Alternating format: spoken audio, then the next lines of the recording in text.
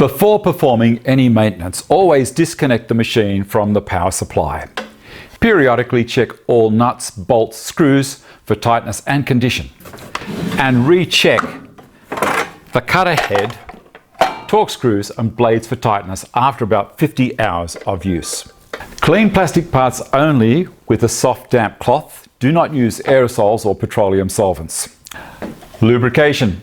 Periodically check all moving parts, spindle, roller surfaces, handles, etc. to ensure they are clean and well lubricated.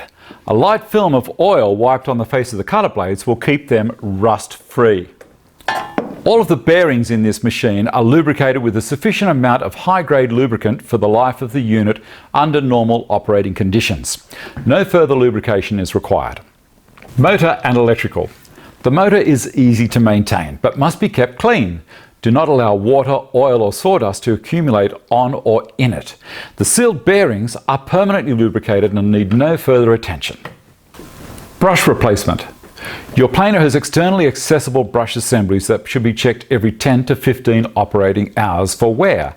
To inspect or replace these brushes, unscrew the brush cap located at the right front or left rear of the planer. Be sure to replace the brush cap securely after inspection or repairs.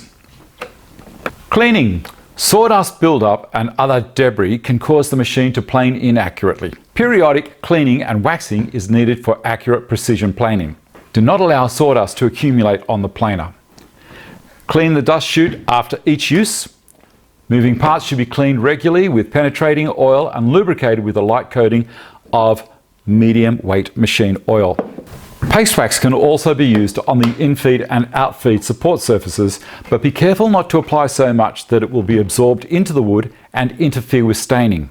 Check the feed rollers, they're up under there, but I'll show you a picture. Check the feed rollers after each use for resin buildup because they must be cleaned to be effective. If buildup occurs, use a mild, non-flammable tar and pitch remover.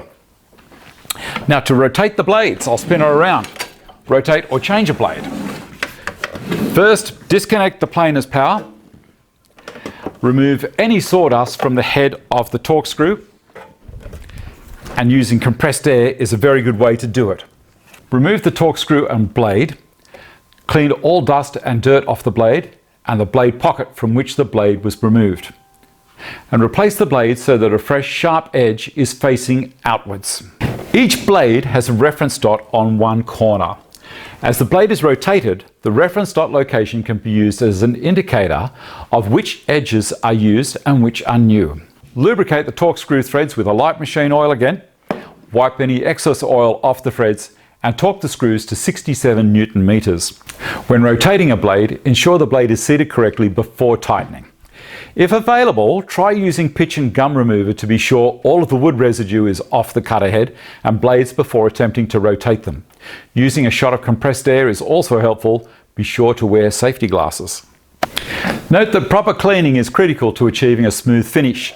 Dirt or dust trapped between the blade and cutter head will slightly raise the blade and make noticeable marks on your workpiece the next time you plane.